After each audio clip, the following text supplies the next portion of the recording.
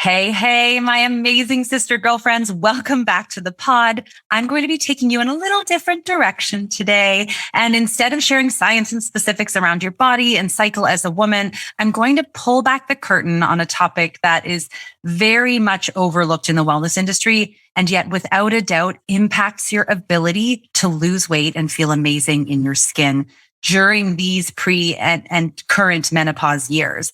It was the biggest growing point and highest impact piece that helped me get results in my own body again. So let's dive in and I will share this very real truth with you.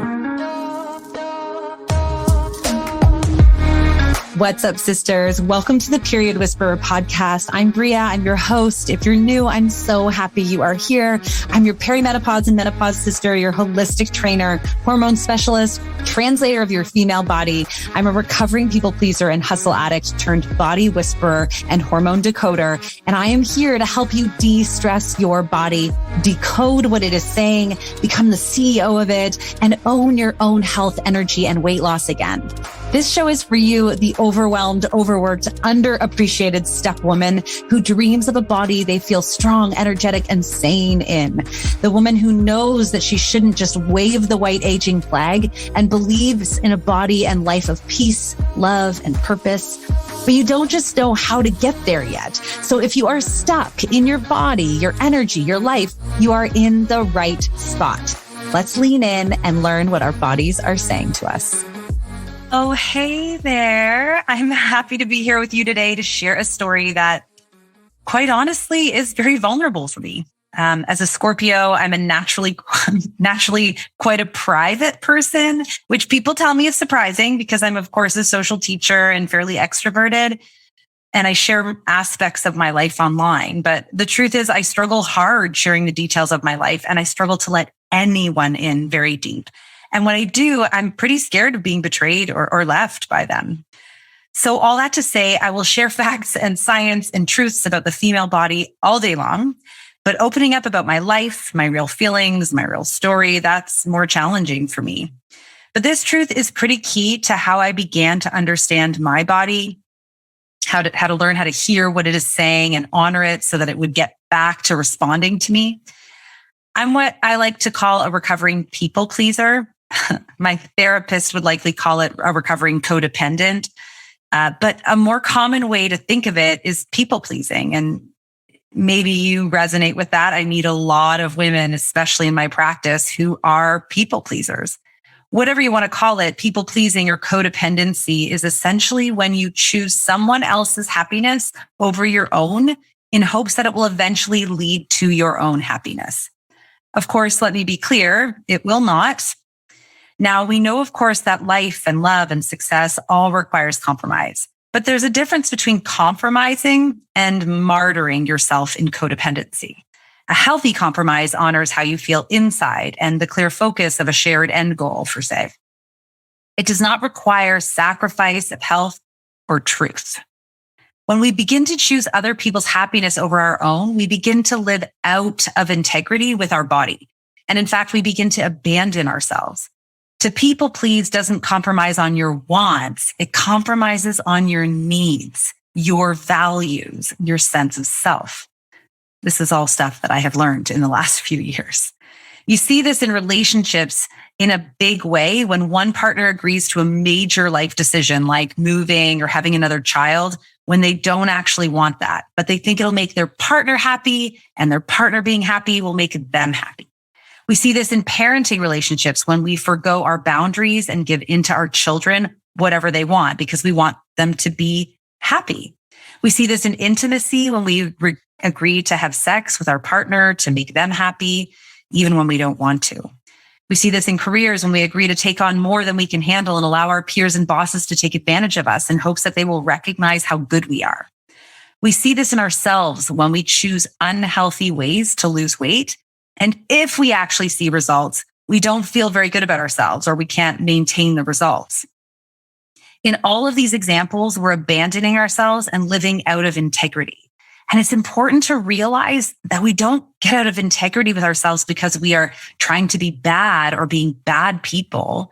We get out of integrity because we're trying to be good or do a good thing or what we think is supposed to be good or what the world tells us is good. But the biggest lesson I know now is that more importantly than being good is being true.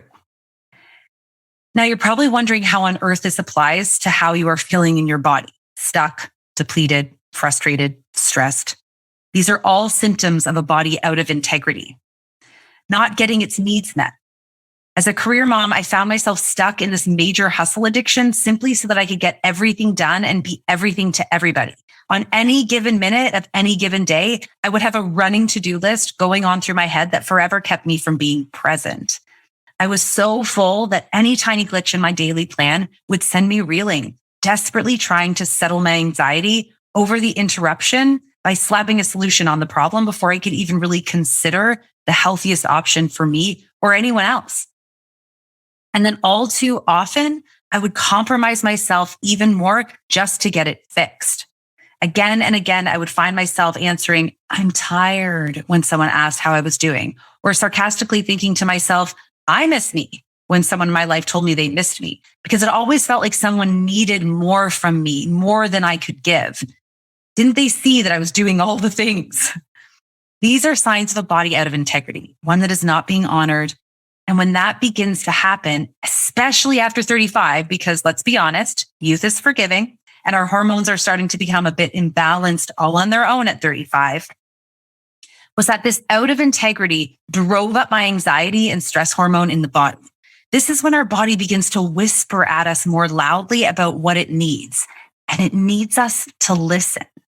The rise in cortisol further aggravated my aging hormone imbalance as a woman heading into perimenopause, and it became one bad domino effect after the other. The stress made me gain weight and feel depleted. Hard workouts aggravated the stress and depletion and had me desperately reaching for caffeine and sugar in the day to get through my brain fog, and of course, wine at night to calm my nerves and numb my surging anxiety. This is why listening is so important. It doesn't matter how flawless your meal plan is or how perfect your workout routine is. If you are living out of integrity with your body, you will always be struggling with the perils of elevated cortisol, and you will be unable to have weight loss or consistent energy, period. Depressing, right? Okay, not depressing. What did I do? And what can you do? Well, I'm glad you asked. Okay, I had 3 things that helped me undo this painful cycle, and I'm going to share them with you now because I don't want you stuck in the cycle that I was, where I didn't know what I was doing. I was just trying to work out harder, take in more caffeine, like struggle with cravings, eat less, and just fall into a big, sad mess. So here are my 3 steps for you. Number 1, start setting boundaries. When I began to pay attention to what my body was saying to me, I began to notice that when I felt anxiety in my body was when I needed to set a boundary. Allow your anxiety to have a voice. Hear her out. Invite her in. Tell her to kick off her shoes and just stay a while and hear her voice. That's what it needs. It doesn't need you to indulge it. It doesn't need you to run rampant down a rabbit hole with hole with it. It needs you to listen and hear her out so that she can feel heard. And then you can set a boundary. Turn inwards each day. This is step number 2. We want to write. You want to be still. You want to meditate, yoga, walk in silence. Any one of those is just fine, but just be you alone. I heard a very powerful thing about addiction recently that really hit home on this point. We think that the opposite of addiction is sobriety, but it's not. Sobriety is a tool for us to get through addiction. But the opposite of addiction, and when I say addiction, I mean, that could mean alcohol or drugs or smoking, but it could also mean food, sugar addiction, caffeine addiction, numbing with food, shopping, things like that. The opposite of addiction is in fact connection. You must turn in to connect with yourself and really hear, again, what your body is saying to you. Feel your feelings, listen to your body, and become really close with that inner voice.